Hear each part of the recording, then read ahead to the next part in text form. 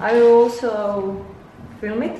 Okay, so You have three cameras on you. yeah. No, but it's just, you know, the point of this life is that it's spontaneous, it's not perfect, it's, you know, it's not perfect quality, but people like to watch. Yeah. Is the open camera? Hello, good afternoon. Hello, Frau Marianne. As I told my followers that yesterday we had a lecture about peptides. So you caught my attention when you said that one type of that you were speaking about one type of peptide that has the same effect on anti-aging as tretinoin. I'm a tretinoin user, which has a lot of unpleasant side effects such as peeling, sensitivity, redness. Can you first of all tell me something about peptides and about this matter? Yes, of course. Peptides are fascinating molecules, and in principle they are chains of amino acids. That means one amino acid is bound to the other like a group chain. If you have just up to 10 amino acids, it's an oligopeptide. More are macropeptides, especially collagen, elastin. They have 270,000 Dalton, which is just a mass unit to measure the size of the amino acids. One amino acid has 110. So you see, collagen is a big molecule, but we talk mainly about oligopeptides, which have up to 1,100 delta. So they are small molecules. If you refer to that special peptide we were talking about, which has the same protection and repair effects like tretinoin or retinoic acid, we say, then this is especially a tripeptide. Tripeptide means you have 3 amino acids bound to each other. And this peptide is a fragment of the natural collagen we have in our body. So it's influencing matrix molecules. It's a matrikine, which means it's modifying the matrix, and it builds up collagen and elastin fibers in our skin.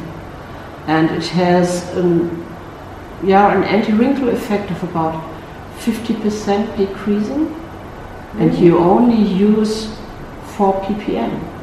4 ppm means 4 parts per million. It's very low, and if you say that in percentage, you have 0.0004%. And it's active and it works. It works, it's very effective. These tests were done in vitro, and they were also done in vivo with people. Institutes are testing those products, and they found out that this effectiveness is as high as we have it with tretinoin. Is this kind of new thing? Something new? Are these studies new and this? No, actually these studies about peptides, and especially about this peptide, they are, let's say, about 15 years, something like that.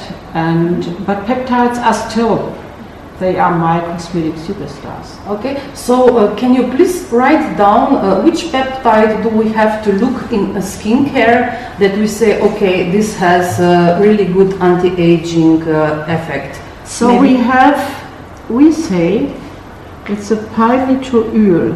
I just have to explain why I have this one to this tripeptide. Tripeptide 1.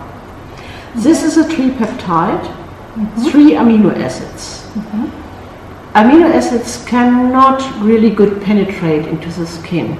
Therefore we use this one, which comes from the palmitic acid, to use it. We use it as a truck for the trailer. So it's a fuel. Yes, to you take. can try. It's not only the fuel, it's really pulling, because the amino acids, they are water soluble. Adding this ingredient makes them oil lipid soluble, and so they can penetrate through the stratum corneum. So, okay, so the ingredient is Palmitoyl tripeptide 1. Super. Okay, thank you very much. Do you have it in some of your creams? Of course, In which I can show you this one. It's repair and cell protection. It's a day cream. It also has an SPF 15. Okay. Which I think is very essential. I can show it in an English version. I think we got this on a bus, Ula. No? To test. Okay. Okay. Indeed. But Okay. I have another one, which is Oh my God! oxygen This formula. is really this one. Yes, it that's also why has I it. like it so much. I can't believe it. But in this 24 hours, dry skin, it has two formulas. This oxygen. Yes, it has one for the normal, oily and normal skin, and one for the dry skin. In this for dry skin is this peptide. Yeah, but and in also in the other two. Also, okay. Both. Also for the eyes. Yes, we have also an eye cream, but yeah, I think we also have that peptide there. Oh my God, that's amazing info, because oxygen is my favorite Really? line from Biodroga, and my followers knows that because I tell all the time, but I didn't know that it has this tripeptide. Okay, so I think that we explained this about peptides. We spoke yesterday also about UV protection. I told you that I'm a big fan of all mineral sunscreen, and that I miss this product in creams in your brands. You told me that you have one such cream for Japanese market. I couldn't believe that you are also present in Japanese market, because I know that they have such high standards, and you told me that you are present there for over 40 years. We know that this is some really good info or good, how to say, good for skin brand that is present so long in such a difficult market. So can you tell me maybe something about Japanese market, and it's very different from Europe. How do you see it? Yes, it is a different market, but we cope with these things, and we are there since 1978. I joined the company 2 years later, so I'm very familiar with the Japanese market. I have been there several times, I think about 30 times.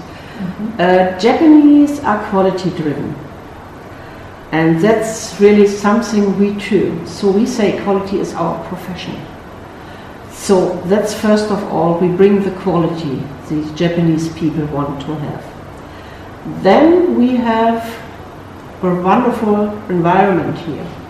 We have the Black Forest, we have the clear water, clear air, good environment, which also is something which is evaluated by our Japanese clients. Concerning the products, we have to cope with different climate. In Japan it's always hot and humid in summertime, but it's also cold in wintertime. They have several regions, and we have to cope with their skins. So oily products are not really used there, but they have a lot of products which are special for them. And one special product for them is a UV protection with zinc oxide and titanium dioxide as natural UV filters. I know. We all skincare lovers know that Japanese are obsessed with protecting protecting themselves with UV filters. Yes, this was also our topic. So if we go back to this SPF, you told me you told me what is the difference between SPF 30 and SPF 50. I have an info that it's only 1%. This sounds really low. But if you put it, if you look at it from the other perspective, it can be also a lot. So now I'm a bit confused, and you draw something, and I would ask you if you can do the same for my followers. Yes, of course. It's very easy. If we have here the SPF, and here we have 100% the reduction of those radiations which are irritant provoking. That means that you got red skin from the sun. Okay. So we have a curve, and this curve is like this. So even with an SPF of, let's say 15, we already reach here a very high level of about 60%. So this is the percentage of protection that we are getting. Yeah, so reduction of getting red. Getting burned. Yeah, getting burned. Okay. So that's it. But if we have, let's say we can take 30, with 30 we already have about 96% reduction. If we have 50, we go here, and that's only, let's say, 98. So the difference, here we have 30, and here we have 50. Mm-hmm. So that means even higher SPF could not bring more protection. It's just the point in the time from 0 to getting burned. Yes, that's right. You are protecting. If you have, sorry to interrupt you, but if you have an SPF of 50, that means actually that you can stay 50 times longer in the sun without getting burned and without getting the redness on the skin. But this have you have, let's say, 10 minutes, I have 5 minutes, I'm very pale. So every person has its own natural skin protecting factor, or how to say. And maybe Ula is darker and she could be on the sun half an hour to get burned. And if she put factor, let's say 10, she could be 10 times half an hour on the sun to be still protected. Yes, that's right. Yes, that's right. By the way, you have to think about if you are having your sunscreen on you, you just go into your face, you rub it away, so you have to reapply and to reapply. Yes, but you cannot extend the time. Yes, extend the time. Yeah. Just the level don't of think protection. that I put again and then I can stay another 10 times longer in the sun. No, that's not possible. Okay, that was also my question. If they say we put like in 80% too little quantity to be protected, and I asked you how much we really need to put to our face. How, if you maybe know the milliliters, how much is it really that much, like a big mask to put it on? Actually, when they test, you then write me down how do they do the test. Test this. Yeah, we have two methods to test. One method is an isonorm, which is used to test the SPF, which is actually the protection against UVB. Yes. And this is done with people in vivo, and they get the product tested on their back. Why the back? The back is normally the region which is even, the tests are mostly done in springtime. So that's really the region where we don't have any tanned skin. Because we don't expose it to the sun. So that's normal. So good testing of sun products is done in springtime. So we put on the skin. First of all, we have we make just like we line the skin, and we call this is like a step. And in every step we have the radiation of synthetic, you can say a synthetic UV light, and the skin is radiated, and they measure at which stage of the step the skin is getting red. Then the skin is protected with the sun product, and you put always 2 milligram per square centimeter. 2 milliliters per square. Yes, that's right. That's a normal test we have, and that's exactly prescribed what to do. Then you have the same, and you put here again your erythritol step, put on the cream, and then you test when the skin is then getting red, and so you can determine the SPF. So do you think that only, so let's say how much square centimeters does have our face? I don't know. Just calculating 40? Minimum, I would say.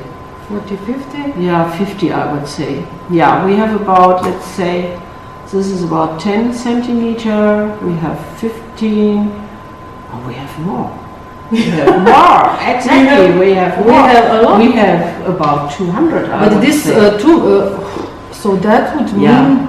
Yeah, and that's exactly what people say. Normally, people don't use as much as they do in the test. It's impossible. Because nobody would do it. But it is wise, if you take the sun care, you really should have to cover the face. And especially the nose and here. Yes, because these are pointing out. Also the ears. The ears are very critical. If you have short hair. Yeah, and never forget the neck. The neck. Yeah. And the décolleté, which is also very essential. Now I have question that I got here on Instagram, frequently asked question about sensitive skin, or let's say about redness, more about redness. This is a real concern for the people that are having this problem. So can you maybe explain them something about this problem?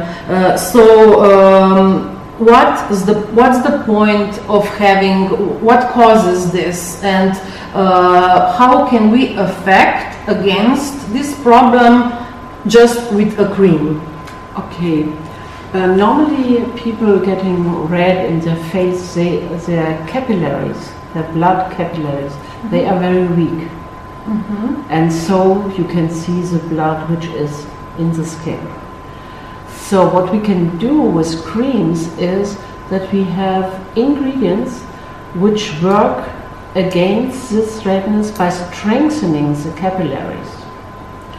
So actually we have an ingredient which is again a peptide, which is really interesting.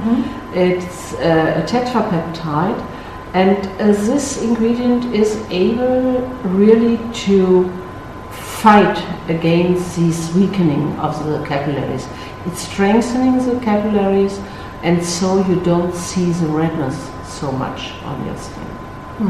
So it strengthens the capillaries, so they are not... and they are not dilated.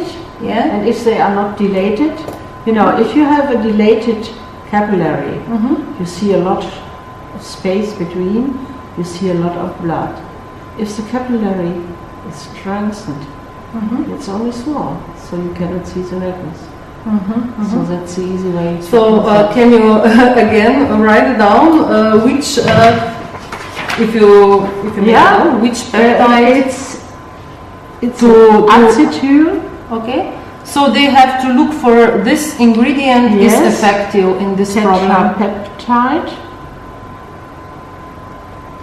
So, and it's 40. By the way, the 40 doesn't influence. Only people know then which peptides are here mentioned. Okay, this is just the name for.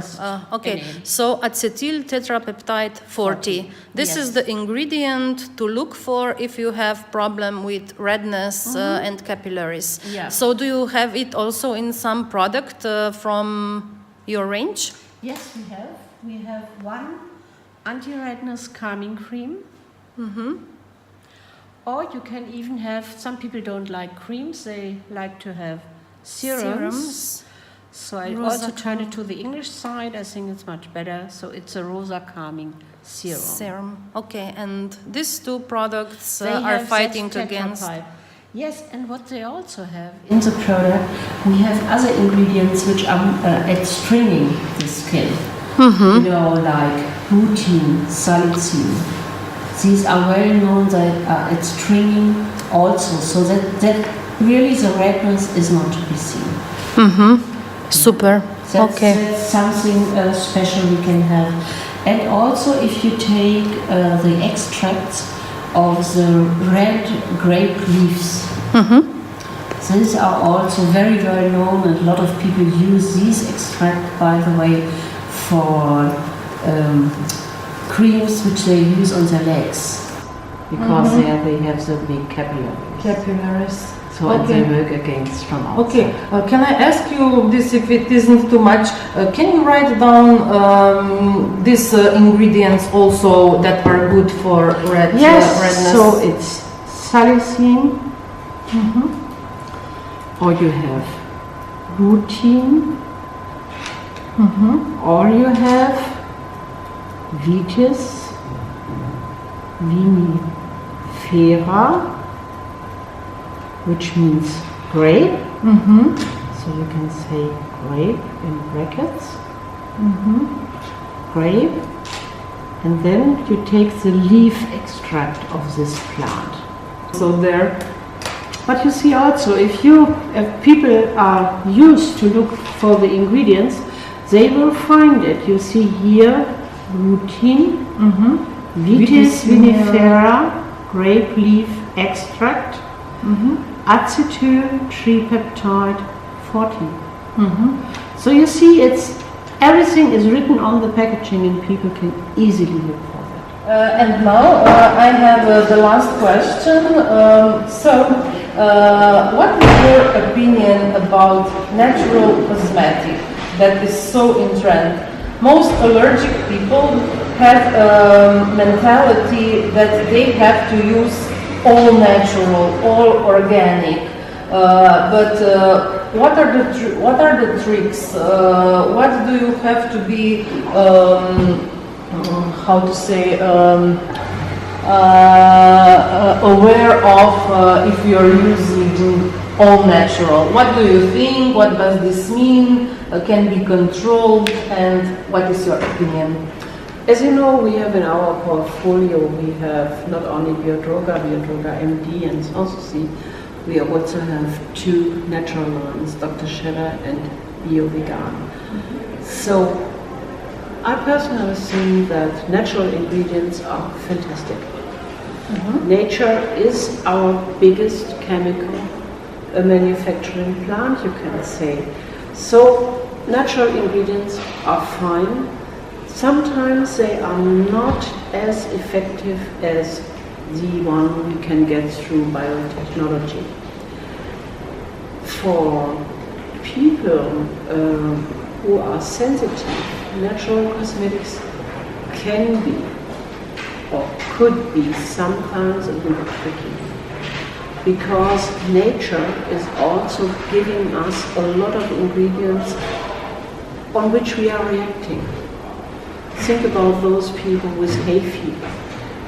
They react on plants, on pollen, and so on. So we have to be careful, and exactly we have to choose the right ones. And also the natural perfumes. They are fantastic, they are natural, they are found everywhere. But we have a lot of people, let's say, reacting on oranges. So we have to be careful if we have a natural perfume with natural essential oils, and these oils are coming from oranges, people would be allergic to them. So it's not really the question nature or chemistry, we always have to choose the right one. And by the way, natural products have to be safe, like all cosmetic products, and they are also assessed on their safety. So which natural, how do you use, you have a new line, it's called Bio Vegane. Yes. And what kind of ingredients do you use that they are safe? Are they good for allergies or people who are allergic? We have different products in that Bio Vegane. We have especially products for people which have a tendency to impure skin. We have products with green tea for very sensitive skin. We have products with biodroga oil. So with different ingredients out of the nature, which we have chosen according to the different skin types. So could we say that natural cosmetic is safe to use when it comes from laboratory, that they have tested I think the most essential way to do that is that the natural ingredients have to be controlled. They have to have a special quality, not just taking something somewhere. They have to have their quality, and they have to be checked. Yes, I think that's really something we have to do. And what do you suggest for the most allergic people? What to use? Do they go to organic, or better something that is made from natural ingredients but in laboratory and doesn't have any scent and actives? Yeah, with natural? it depends. It depends. Whereby organic is really something which is from organic agriculture. So natural is not equal organic. Organic, yes. Yeah, Okay. but organic is natural. So you can say that.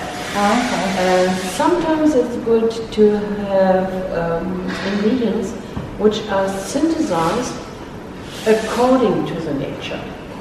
Let's say a lot of people are allergic, which is very strange, but they are allergic to chamomile. But the most effective ingredient in chamomile is camouflage, which you can make In laboratory, and then you don't have the side effects. Yeah, that's the point. So that's the point. When you use an ingredient directly from the nature, it's not only one special ingredient, it's always a composition. Yeah. And this composition can make the ingredient for some people allergic. But in principle, of course, nature is our trend, and it's good to use nature for our skin. And that's, by the way, the old way people did. Remember how old mankind is. We ever have used, and always have used, natural cosmetics. Okay. So, in this point, I would like to thank you so much for sharing your knowledge, for creating such a wonderful product that I'm also loving and enjoying.